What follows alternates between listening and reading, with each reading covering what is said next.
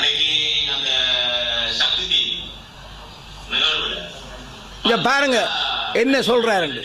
சகோதரர்கள் ஆனா ஒருத்தர் குடுதிகா ஒருத்தர் அப்படின்னு சொல்லி ஒருத்தர் மன்னிக்கணும் அந்த பேர்களை சொல்றது. அப்படியான ஒரு அநாகரிகமான ஒரு அரசியல் சிறு பூசுகின்ற நிகழ்வாக நான் பார்க்கிறேன். குறிப்பாக எனக்கு ஒரு தனிப்பட்ட ரீதியில ஒரு நடந்த ஒரு விடயத்தை நான் சொல்ல முடியும்.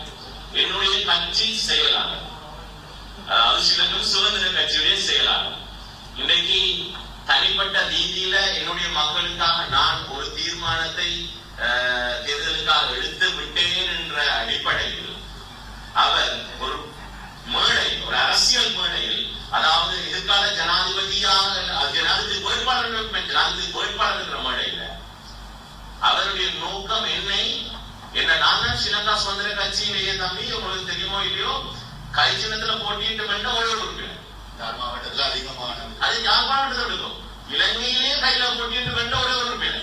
அப்ப ஸ்ரீலங்கா சுதந்திர கட்சி எங்க போனான்னு கேட்டா நான் போனதுதான் ஸ்ரீலங்கா சுதந்திர கட்சி போனேன்.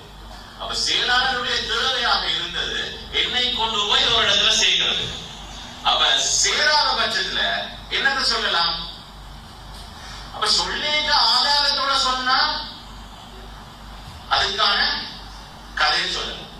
ஆனா இல்லாத பட்சத்துல இதுக்கு நாங்க பதில் சொல்லி கொடுத்தா அவர்கள் செய்கிற அதே நிலைமைக்கு எங்களையும் மறக்கிறதுக்கான ஒரு வேலைமா இருக்கும். நீங்க கேட்ட அப்டேட் விஷயம் தான் எனக்கு விளங்கல. நான் இங்க அப்டேட் கொடுக்கறது அதை பற்றி எங்களுக்கு வசிப்புக்கு அப்டேட் கொடுக்கல. ஜஸ்ட் இன்ஃபர்மேஷன் பாத்தீங்களா? அவர் சொல்றார் இலங்கையில அதுவும் வட மாகாணத்தில் அதுவும் ஆக கூடுதலான வாக்கு பெற்று இடியப்ப சட்டிகளை 5000 10,000 50,000 கொடுத்து கூடுதலாக வாக்கு பெற்ற ஒரு ஆள். அப்போ ஒரு சிங்கள தேச கட்சி இந்த ஸ்ரீலங்கா சுதந்திர கட்சி செய்த கொடுமைகள், தமிழ் மக்கள் மீது கட்டவிழ்த்து விடப்பட்ட துன்ப துயரங்கள் இன்னும் அடங்காது. அதை பற்றி நாங்கள் கதைக்க வரையில்லை. ஆனால் இந்த ஸ்ரீலங்கா சுதந்திர கட்சி அதுவும் யாழ் மாவட்டத்தில் தான் வென்றதென்று வீராப்பு பேசுகிறார். இதே அங்கே ராமநாதன் என்னத்துக்காக யுஎன்பிக்கு ஆதரவளிக்கிறார் என்று தயாசிரி என்ன சொல்கிறார்? சஜித் என்ற மேடையில் பார் லைசன்ஸுக்காக, இந்த பார் லைசன்ஸுக்காகத்தான் இவர் போய் ஆதரவளிக்கிறார் என்றால் இங்கே ஜனாதிபதியை சரியில்லை, எங்களை கூப்பிட்டுட்டார், எங்களோட தனித்தனி கட்சியாக கூப்பிட்டுட்டார் அன்று சொல்லி கூப்பிடாத ஜனநாயக போராளிகள் கட்சியையும் கூட்டிக் கொண்டு போய் சந்திக்கிற எங்கட சொந்தங்களும் என்னவோ அவர்கள் தங்களுடைய பேரில் வேண்டாட்டாலும் வேறு யாருடைய பேர்லையாவது வாங்கி ஏகப்பட்ட கோடிகளை கையகப்படுத்தினோம். ஆகவே இனிமேல் 18 வயது நிரம்பிய முகந்தெரியாத அந்த தமிழ் இளைஞன் தான் எங்களுக்கு அரசியல் செய்யணும். தூய்மையான நேர்மையான புனிதமான ஜாகத்தில் அந்த இளைஞர்களைத்தான் நாங்கள் கொண்டு வரணும்.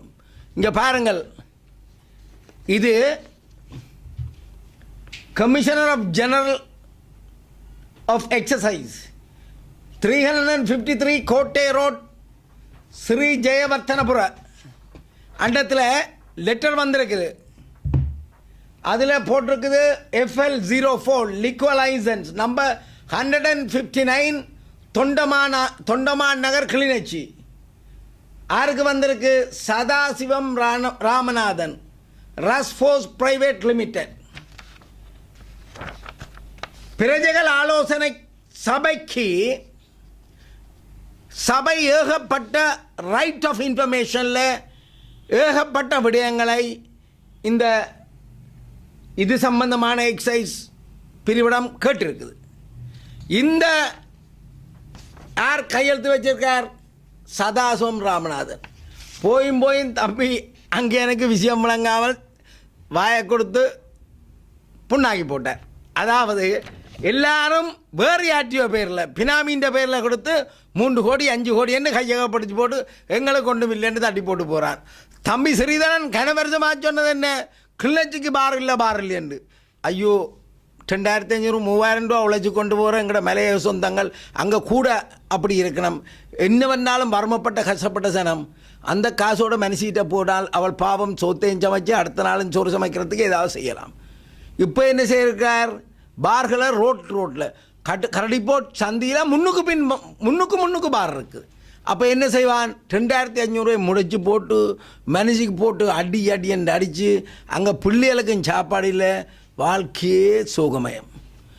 இங்கே தம்பி அங்கேயன் ராமநாதன் தவற விட்டுட்டார், திருப்பன்ற வேலையே எடுத்துட்டார் தொண்டமான் நகரில். மற்றவையெல்லாம் பினாமியா விளையாட்டு காட்டி அவை இன்னொரு விளையாட்டை செய்து கொண்டிருக்கிறான். இதுக்கெல்லாம் முடிவு வேணுமெண்டா என்ன செய்யணும், முகம் தெரியாத இளைஞர்களை எப்படி நீங்கள் 18 வயசு இளைஞர்களை நீங்கள் சொல்லி அவ போய் உங்களுக்கு ஆயுதம் தூக்கி போராடினவை இல்லையே, அதே மாதிரி இளைஞர்கள் முன்வர வேணும், அவர்கள் அரசியல் செய்ய வேணும். அங்கே தான் நாங்கள் நேர்மையை காணலாம், அங்கே தான் நாங்கள் புனிதத்தை காணலாம், அப்போ தான் எங்களுக்கு விடுதலை கிடைக்கும். 2009ஆம் ஆண்டு பிற்பாடு 2024 வரைக்கும் நாங்கள் என்னவாக இருக்கிறோம், வாழ்வெட்டுக்கள், போதவஸ்துக்கு அடிமையான இளைஞர்கள், இப்படிப்பட்ட துன்ப துயரங்களோடு நாங்கள் இருக்கிறோம். ஆனால் ஜேவிபியில் பாராளுமன்ற உறுப்பினராக இருந்த ராமலிங்கம் சந்திரசேகரன் யாழ்ப்பாணத்துக்கு வந்து ஒரு ரூமை வாடகைக்கு எடுத்து கொழும்புலே இருந்து யாழ்ப்பாணத்துக்கு பயிற்சி மருத்துவராக வந்த ஒரு பிள்ளையை, அரசியல் விரும்பாத பிள்ளையை ஒன்றுக்கு 10 தடவை பல தடவை ராய் பண்ணி அவ அரசியலுக்களை இழுத்து இன்றைக்கு வடகிழக்கு மாகாணத்துக்கு ஏகேடிக்கு வேலை செய்யக்கூடிய நியோ லீட் பண்ணுற நியோ ப்ரொஜெக்ட் குரூப் என்று சொல்லி உருவாக்கி ஒரு பொம்பளை பிள்ளையை அரசியல்வாதியாக்கி இருக்கிறார். நாங்கள் என்ன செய்திருக்கிறோம், எங்களோட சொந்தங்களை எங்களோட இளைஞர்களை போதவசுக்கு பலி கொடுத்துட்டோம், வாழ்வெட்டு அப்படி என்ற வன்முறைக்கு பலி கொடுத்துட்டோம், நாங்கள் இழந்து போனோம். அப்போ விடுதலை புலிகள் விட்டுட்டு போன இடத்துல செய்ய வேண்டிய கடமைகளை நாங்கள் மறந்து போனோம். அதுக்கெல்லாம் காரணமார் இந்த கிழட்டு அரசியல்வாதிகள் எங்களை ஏமாற்றி எங்களோட மக்களை வேறு திசைக்கு அனுப்பி தங்களோட சுயநல தேவைகளுக்காக பாவிச்சிட்டு இன்றைக்கு எங்களை அநாதைகளாக விட்டு தாங்கள் வாழ்ந்து கொண்டிருக்கின்றார்கள்.